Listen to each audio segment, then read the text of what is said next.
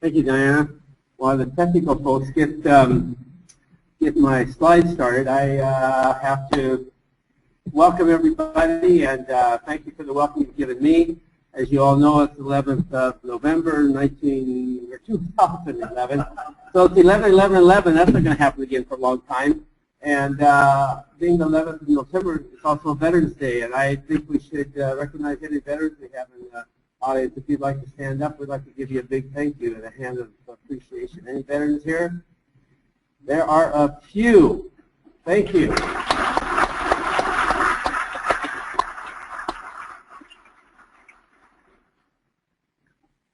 I was asked to talk about keeping the soil covered in organic systems, and I thought I should also add to that keeping your backside covered too, because that's an important consideration, and you need to always have backups to keep your backside covered, as I will mention as we go. How does this thing?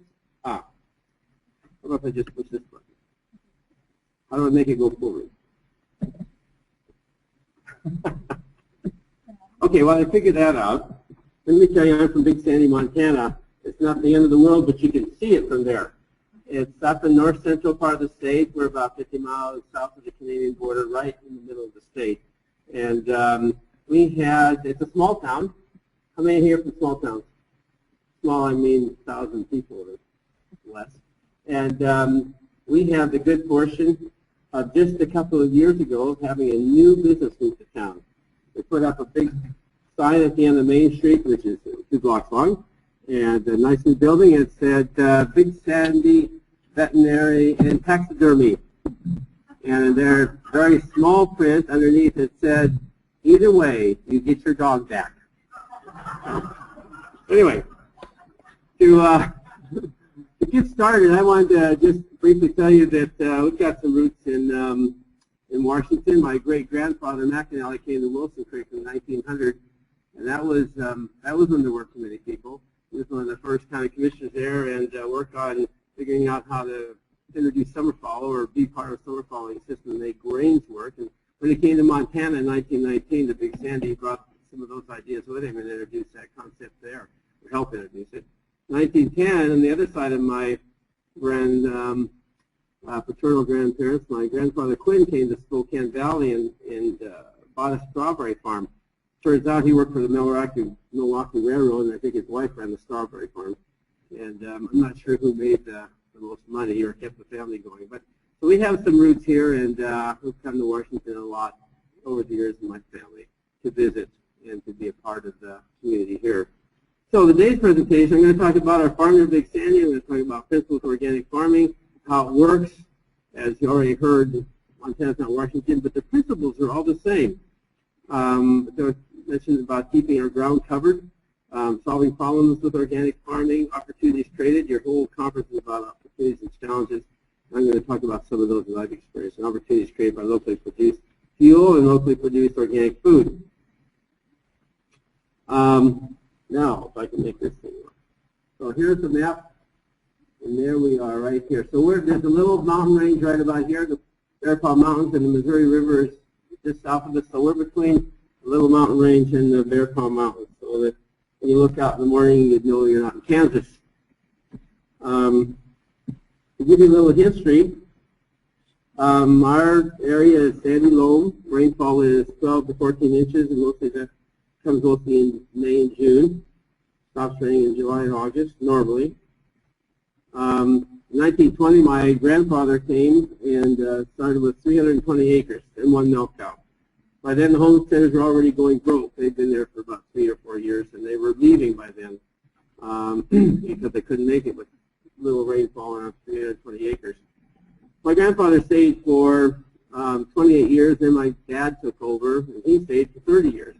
And by the time he left, we had 2,400 acres, and pretty much divided between cow-calf operation, the pasture, half was in pasture, half was in small grains, wheat, barley, some oats for the cows, and 50% summer fallow, 50% grain. That was our rotation.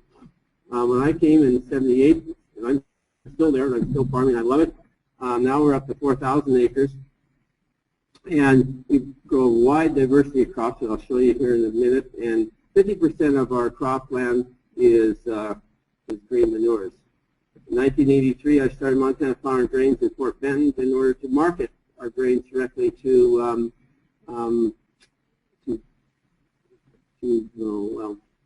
markets in California, bakeries, distributors, cereal companies, that sort of thing. And that really helped the farm. In '85, we added a flour mill, and I sold my cows and broke up some more of the pasture. First organic crop was planted in '86, and by '91, the entire farm was 100% organic. In '99, I sold my flour mill to one of the employees in order to help simplify and reduce my workload. And since I had a big opening in my time from that being gone, I got involved with Montana's first wind farm. And for 5 years, tried to get that, and then was successful in getting that going near Judith Gap.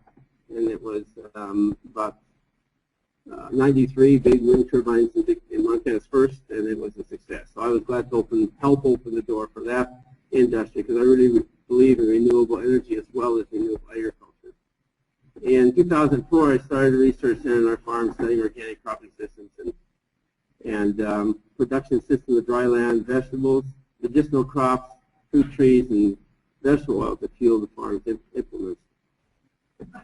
This is what our farm looks like, and this is on the left-hand side is some of my test plots that I have quite close to the house. This is a typical harvest scene, cutting some of our Kamut grain I mentioned earlier.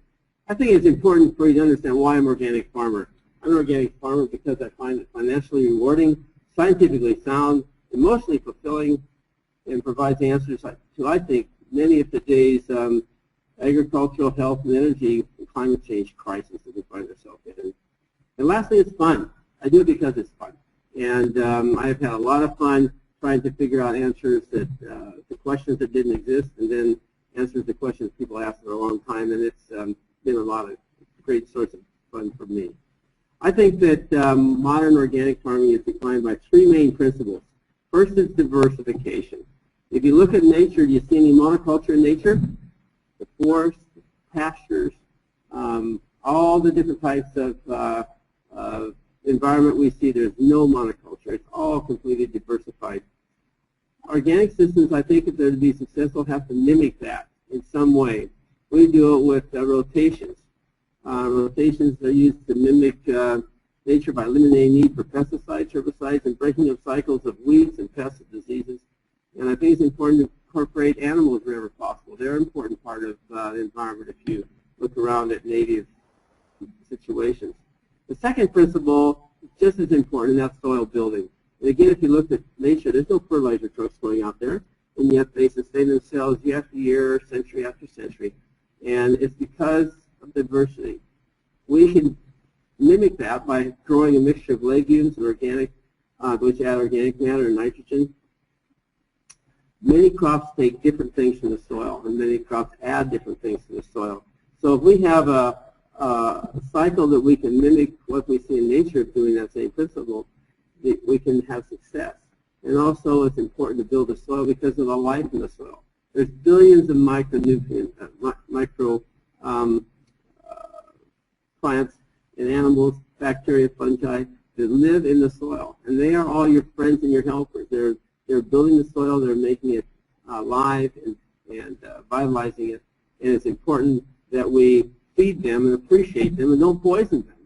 And that's the difference, one of the main differences between organic and chemical systems, I believe. Organic, by neglect, is soil mining, and it's never sustainable. So you just can't go and stop using chemicals. You have to do something positive to build your soils and to create diversification. We grow our own inputs, hence we feed the soil, and the soil feeds the plants. We don't focus on feeding the plants. We feed the soil. Healthy soil produces healthy plants, which produce more nutritious and tasty food, which results in healthier people. So it's all linked, it's all connected, it's all put together. Flexibility is the third principle. I think it's really important that the management of the farm must be able to respond to changes in wet and hot and dry cycles, cold cycles, weed, insect, disease pressures, nutritional needs of the soil and crops. Remember, the farm is a living organism. It's not an enclosed factory where you can control all the elements of heat and light and everything that goes into a factory. It's completely out there, and it's subject to the changes of nature that we see every year. Every year is different. We must respond to what's happening in our fields rather than predetermined schedules on the calendar, rigid rotations, what the neighbors are doing, and what the government programs require to maximize your big check. 5 rules of good organic farming, I think, are important. First of all, to keep records, keep studying, keep learning. Look for trends in your field. Look for cause-effect relationships. Communicate with other farmers for ideas and solutions.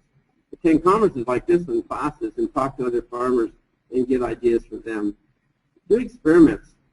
They don't have to be elaborate, but just try new crops, try new mutations, try new techniques, and always use control so that you know what you're trying, how it compares to what you have been doing. It's important to manage the farm. Walk your fields to see what's happening. Respond to problems at first sight of trouble when they're approaching. It takes longer for biological solutions to respond to biological problems in your system. So you need to see them coming early. You need to treat the problem and not the symptom.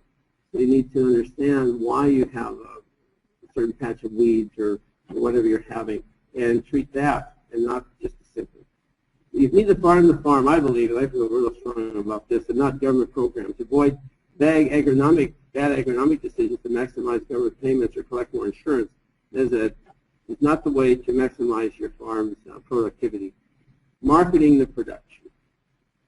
You need to produce what the market wants. Have a backup market or two. I've had lots of stories I can tell you about that, where someone would say, oh yeah, plant all you can and I'll buy everything. And then in the fall, they're gone.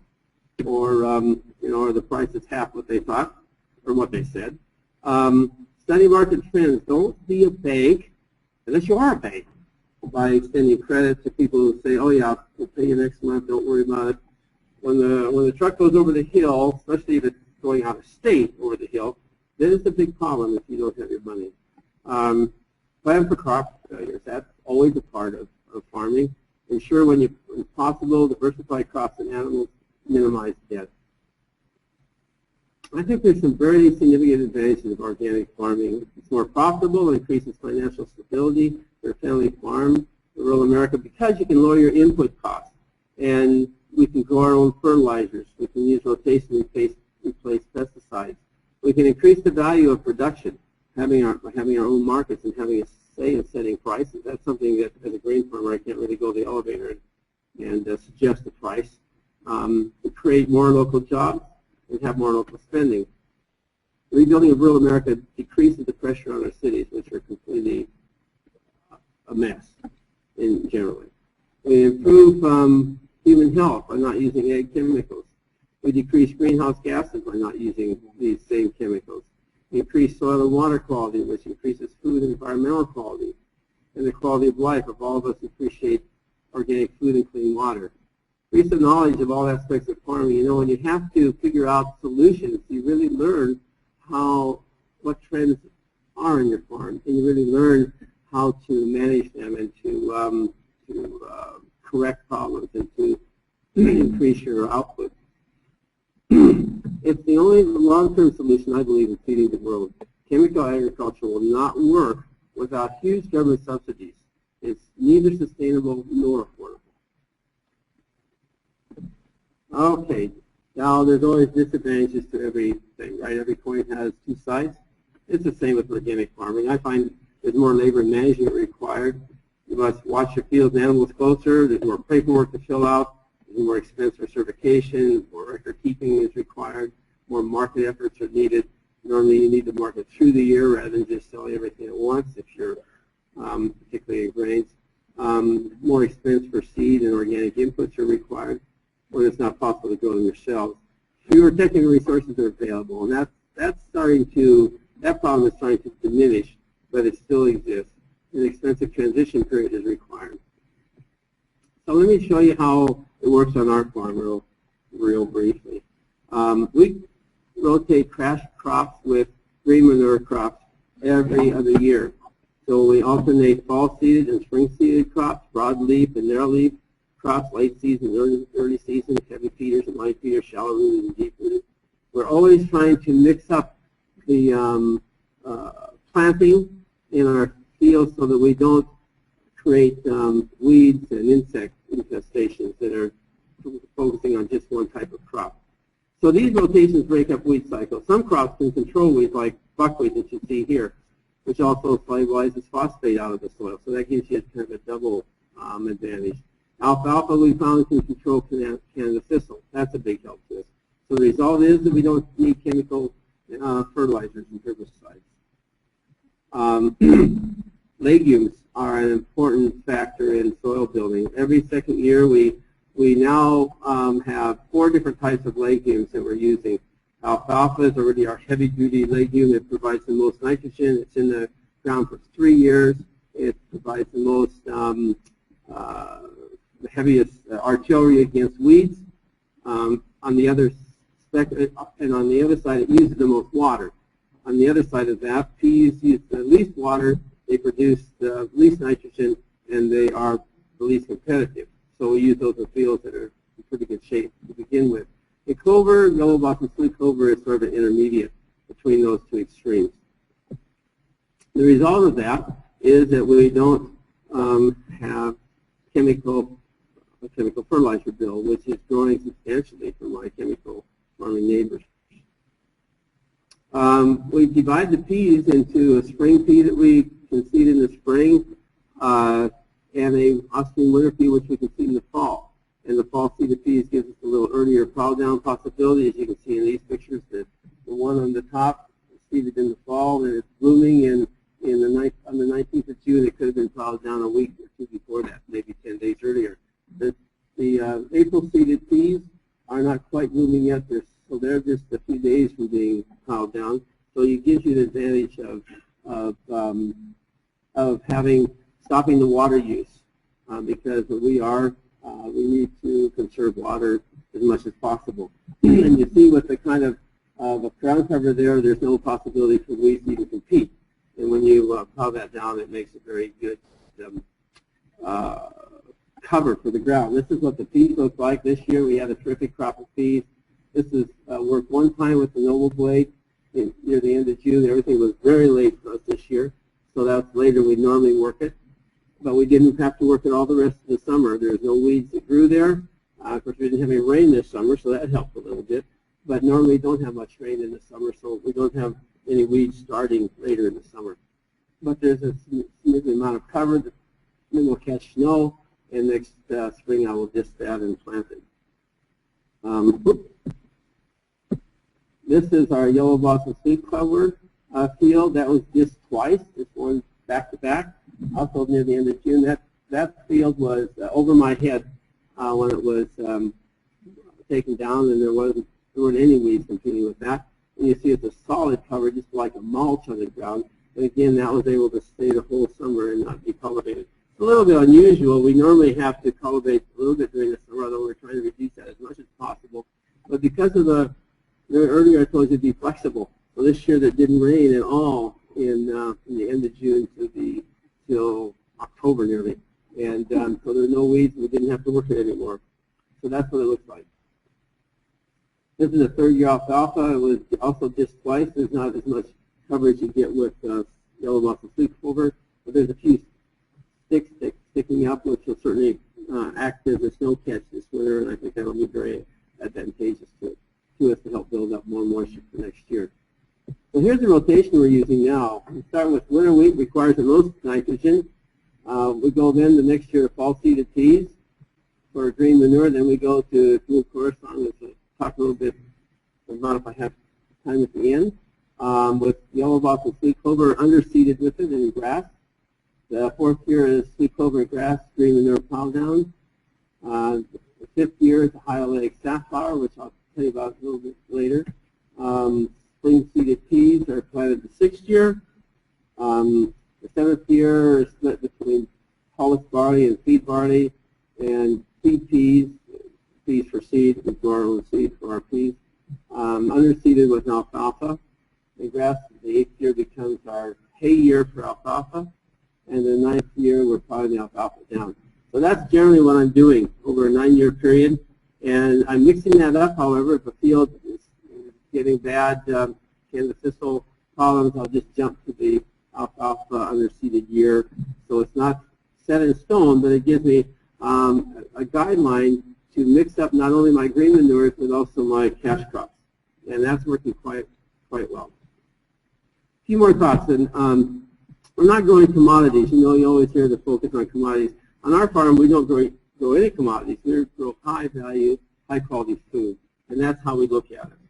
I believe that food should be our medicine, and medicine should be our food. This is not a new idea. This is coming from Hippocrates 300 years ago, and now it's starting to be rediscovered in some areas, finally. And keep asking questions that have never been asked before, or that have never been answered before. Don't be afraid to try something new and look for something new. We have many challenges here in this country and in the world. We have a farm crisis. Now that's being helped a little bit, at least by grain farmers, because of the high prices right now. But you will mark my words that there'll be a cycle in the grain prices just as they've always been. And even though they're high now, it won't stay high. There'll be a time when they'll go back down. We're only a bumper crop away from $2 or $3 or $4 wheat again. And as that cycles through the country, we'll see that happening. We need to increase stability of net income for the farmer, get people back in the land by relying on the market rather than government support programs for net income, reducing costs of expensive inputs, increasing labor needs. That means there's more jobs that helps build up the community, increasing value of our outputs, and the result is more money to be spent in town and revitalizing our small towns. The health crisis is another big crisis. It involves health. We know we can improve health with organic products through increased nutrition in our food and decreased chemical residues in our food. Research shows organic fruits and vegetables have higher amounts of antioxidants. Research shows organic foods have lower level of pesticides in children's blood as a result of that, and may lead to reduced allergies, asthma, and other common problems that we're seeing more and more in children. There's more and more health questions raised all the time with GMOs, and allergies is one of them. Some foods could substitute for expensive drugs. As far as the health crisis and growing medicinal drugs, look at these ideas. We can grow crops with better oils for your heart, high omega-3, for example, flax, high oleic saffron and sunflower for your heart. Crops to lower cholesterol, hullus, waxy barley with high beta-glucans can reduce cholesterol. Crops with increased antioxidants, black Indian corn, the Kamut ancient grain that I mentioned earlier, can increase antioxidant levels and protect the body from cancer and other diseases. Crops fight diabetes and wheat sensitivities. Food grain and maybe other ancient wheats are found to be less sensitive and to people with wheat sensitivities than modern wheat. High amylase potatoes and barley can help with people with diabetes. Crops have anti-inflammatory properties that we're finding, such as the gluten-free wheat. How about land races? Land races are mixtures of strains from varieties of crops grown together. They, if one strain fails or is attacked by insects or disease, others may be more hardy and resistant and fill the gaps. Also, the spread of insects and diseases is retarded because neighboring plants may not be as susceptible. This is the way that primitive agriculture evolved with land races. The idea of having a monoculture, a whole field of just one specific type, is a modern idea. And it's really not, because it has no diversity, it's very weak. And it's open to all kinds of attack by insects and susceptible to one particular type of environmental phenomena which may really hurt it. Remember, diversity begets stability in all systems, agriculture, business, and society. The more diversity you have, the more stability you have, and the more you can fight against oppositions and attacks.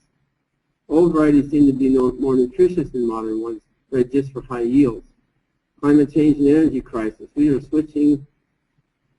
switch to organic systems, we are reducing greenhouse gases by 50% compared to those in chemical farms because we're not using agricultural chemicals. This could be reduced further by using locally grown and processed biofuel. Locally grown organic biofuel is renewable and reduces our dependence on fuel that's transported long distances. Selling in more local markets reduces our organic food miles, transportation costs, and food usages. So if we grow our own fuel, you know, there's a big debate in this country, and then people ask if there's enough food, enough fuel to grow, can we grow enough for the cities? And I'd say, with the great big capital letters, no. If you do the math, it's completely, it doesn't fit that there's enough acres to grow our own fuel for the whole country. I think for the cities, we should focus on solar and wind power, reduce electricity that recharge better batteries, or be involved with hydrolysis of water to produce hydrogen fuel. However, if we were looking at the farm, and on-farm produced fuel for the farm is a real possibility. That gives us control over a big input that we don't have now. And again, I think it is an advantage to keep it organic. Here's the possibilities. If you're using straight vegetable oil and not biodiesel, we reduce the processing costs even further. We can grow it, press it, filter it, and use it all locally, reduces the transport. To keep the processing company farmer-owned, operated, and controlled. Production company it is protected from fluctuating prices of seed and fuel because the company is its own supplier and its own customer. So everything is kept within the community company, made up of farmers who grow their own oil seeds and then, as a result, use their own fuel from that. To make that really economical, the best idea, I think, is to first sell the oil to local restaurants, schools, and hospitals. That eliminates the criticism between the big debate of fuel and fuel. If you're using it for both food and fuel, then that question doesn't come up. So what we can do is pick up the refiltered and used oil and then use it as a fuel, and it's therefore being sold twice by yourself. Keep all the money spent on fry oil and straight vegetable oil in the community. Use the mash locally as a high-protein feed supplement. The challenges with that, with SVO, is it's really only for summer use. It can't be used in the winter, but on our farm at least, we do most of our farming in the summer, so that's not a big problem. Requires some engine modification. We have to use a two-tank system to start the diesel engines on diesel and then shut them off on diesel. Once they get hot, and the vegetable oil can be heated to 160 degrees, it goes in just fine. However, not all vegetable oils will work. Rapeseed, high oleic sunflower, high oleic safflower are okay, but use what grows best locally for you. In Montana, this gives you just a quick idea of the economics of how this would grow or work. We can grow about 1,200 pounds per acre of safflower on our fields in a normal year, if we ever should have one of those again. 1/3 of this seed is oil, which would be about 1,200 pounds of, 1/3 of 1,200 pounds is 400 pounds of oil. At 8 pounds a gallon, that's about 50 gallons an acre.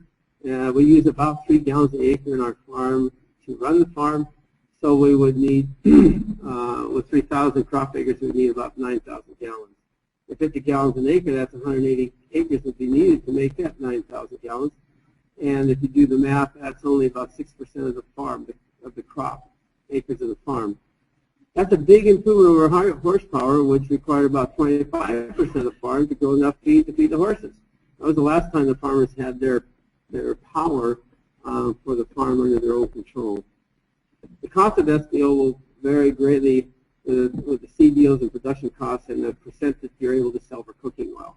So it'll go from 0 if you're able to sell everything for cooking oil first, up to maybe $2.50 to $3, depending if you're able to sell any. So I think it's time to take back the control, the fuel that runs our farm. Here's what we're doing in our farm. This is our old cow barn. Since I don't have cows anymore, as I told you, we turned it into an oil barn. So now we call our company the oil barn. And I was able to bring my son-in-law back to the farm and my daughter and his family, so we were able to bring another family back to the farm without increasing an acre. And with this new enterprise, we're using these. We have now 2 oil presses. We got from Germany. This is what the press cake looks like coming out. The oil drips out here in the pan, and we let it settle, and then we filter it. We sell it Right now we have 2 big customers that are soap manufacturers. We sell it to them in 55-gallon drums that make organic soap. And the restaurants, now we're beginning to sell in 40-pound carboys. And then we don't really sell it to the restaurants, we just rent it to the restaurants. And since I'm renting it to the restaurants, that means the oil still belongs to me, and I can get it back when they're done with it, if they pay the rent. We hope they pay the rent. And because it still belongs to me, I'm not tangled up in any big questions of hazardous waste use. So I keep retaining the oil that way, and that's the way I would foresee a community business to be set up. Here's what the tractor looks like. Our Caterpillar, the heat exchanger is right there. It's all electronically controlled, so it automatically turns the vegetable oil when the temperature gets to 160. When it goes down below 160, it turns back to diesel. The diesel tank is this little nurse tank right on the side, and then the main tank is filled with the vegetable oil. So the other thing we do is trying to do some dryland vegetables. I like to, you know what I really like? I like when people say you can't do something. And I say, well, why not? And so that's what we've done a lot of our farm. We've tried a lot of things that they say you can't do. Dryland vegetables is something that's very unusual for Montana. As you know, most of our crops and vegetables are irrigated in the West, at least. And I believe, you think that the oil crisis has been bad. I believe the next crisis is going to be water crisis. And that's going to make the fuel crisis look like Disneyland in comparison. And when we start fighting over water. And that's why I think we need to start learning now how to conserve our water, use less of it, and where possible, we don't need to depend on it at all. So I'm just going to skip through all this because I'm running out of time. So we've tried the following crops. Potatoes, winter squash, Indian corn, and onions. Yeah, there they are in the next line. Those are the crops that I've had the most success with. Tomatoes, beans were so-so, not great. Cabbage, garlic, carrots, peas were so-so. Broccoli was terrible. It was so strong coming in off a dryland production. My wife wouldn't even let me put it in the refrigerator. She said, just take this stuff out of here and feed it to the pigs if we had pigs. That's what I'd have to do. Anyway, I went in the compost pile. I haven't really had any luck with melons or cucumbers. But for the top ones, our key to success was the plant population. We decreased the plant population about 1/3 of what you normally have on irrigation. But most of those plants produce almost the same as an irrigated plant. But my production is only 1/3. But with acres and acres of land, it's not a problem. And with no water bill, it's not a problem. So here's my potatoes. I'm planting them at rows 3 feet apart, and plants are 3 feet apart. And the yields are about 1/3 of irrigated stuff in our area, or less, a little bit less. But I started with 42 varieties, and I'm down to 6. With winter squash, I started experimenting with 25 varieties, and I'm down to 8. And what I tried to do is find what really did best with on dry land. Found potatoes, for example, russets. Russets like to be watered. They don't like dry land. So I don't plant any russets. That's not one of my choices. But I found other potatoes that did very, very well, and the same with squash. Some did much better in dry land than others.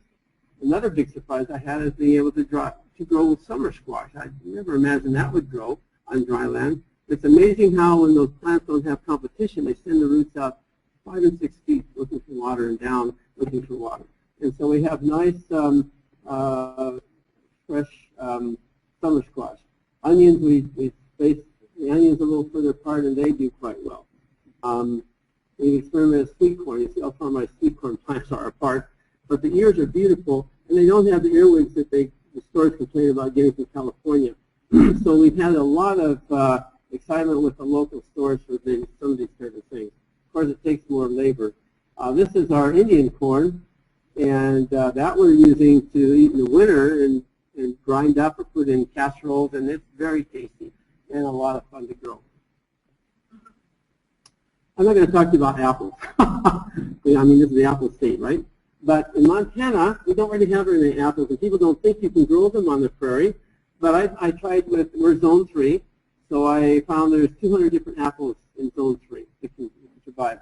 I started with 23 varieties and 6 sour cherries. And here's my idea. Why should we be drinking orange juice every morning for breakfast? How many orange groves do you see in Washington?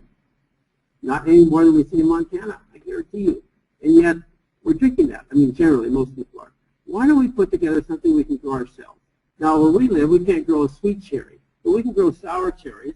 And if you mix sour cherries loaded with vitamin C, like orange juice and other goodies, with, it's very sour, you can't hardly stand and drink it by itself, with apple cider, which is very sweet, which you know all about apple cider here, we would have a new breakfast drink that we could make ourselves and introduce to our local markets and replace California and markets down there with their orange groves, which if you've read how they make and reconstitute orange juice, I mean, it's like a story out of Dracula.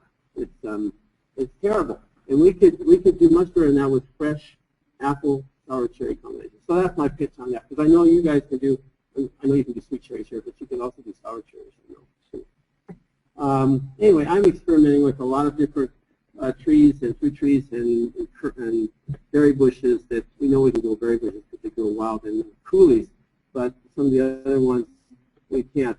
The way we're able to do it is we have to, in the prairie, we have to have those orchards protected by a windbreak, and so that's what I've got. This is my apple orchard, and it's protected by an 8-foot fence because of deer, and a windbreak because of Arctic winds. I've been experimenting with cover crops on that, and I need some of you to help me with my apples. I don't have very much expertise, but I find them to be a great deal of fun, and most of the varieties we can grow do not store very well, but they make very nice cider, and there's some very nice fresh eating ones. So, conclusion. We have some dryland vegetables. Berries are really a possible addition to dryland grain farms in the Northern Great Plains, and maybe even here in some areas of the Pacific Northwest.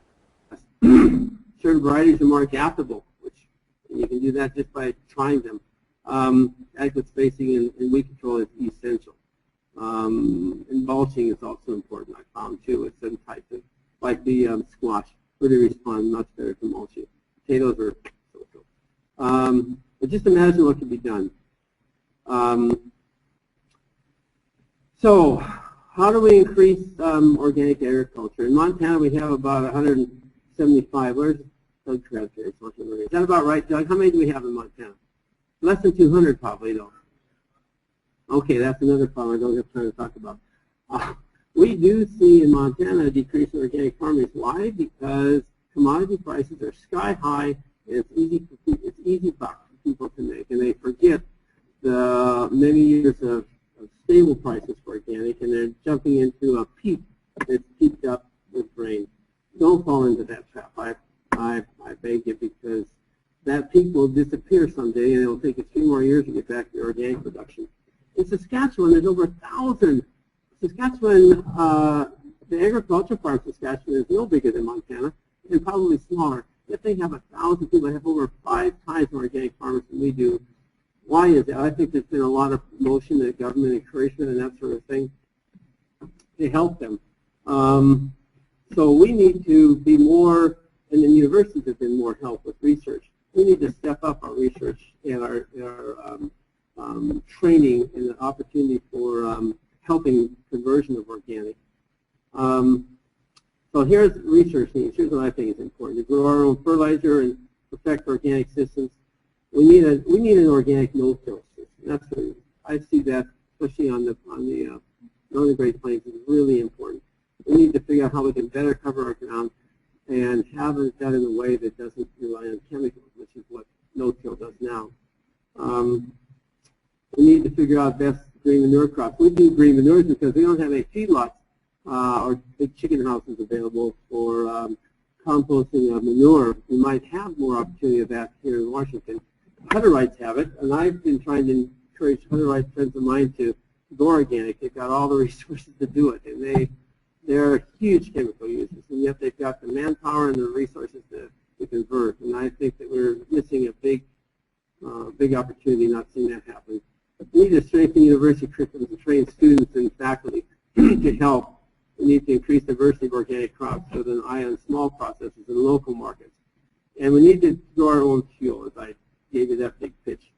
We can increase our demand for organic acres, improve our health, reduce greenhouse gases, reduce dependence on foreign oil, lower the cost of organic food. If we also, as organic farmers, eat what we grow and grow what we eat, we should also be eating organic food and promoting other organic growers by buying their products and eating them. We could eat more seasonally if we really want to worry or help reduce our food costs. Do we need to eat watermelon 12 months a year? Grapes and chili. We can avoid the cheap trap by being willing to pay a little more at the checkout counter now and save a lot more at the doctor's office and the pharmacy later. And I think that's a big change in mindset we need to promote. And remember, we vote with our food dollars every time we shop, and we vote with our mouth every time we eat. Finally, it's election year coming up, right? We're going to be sick and tired of it. But anyway, if you get a chance, here's what our message should be to the politicians. Locally produced organic food, fuel, and fertilizer is homeland security. And healthcare reform should start with healthier food and better nutrition. Modern organic agriculture can not only feed the world, but it is its future. Thank you very much.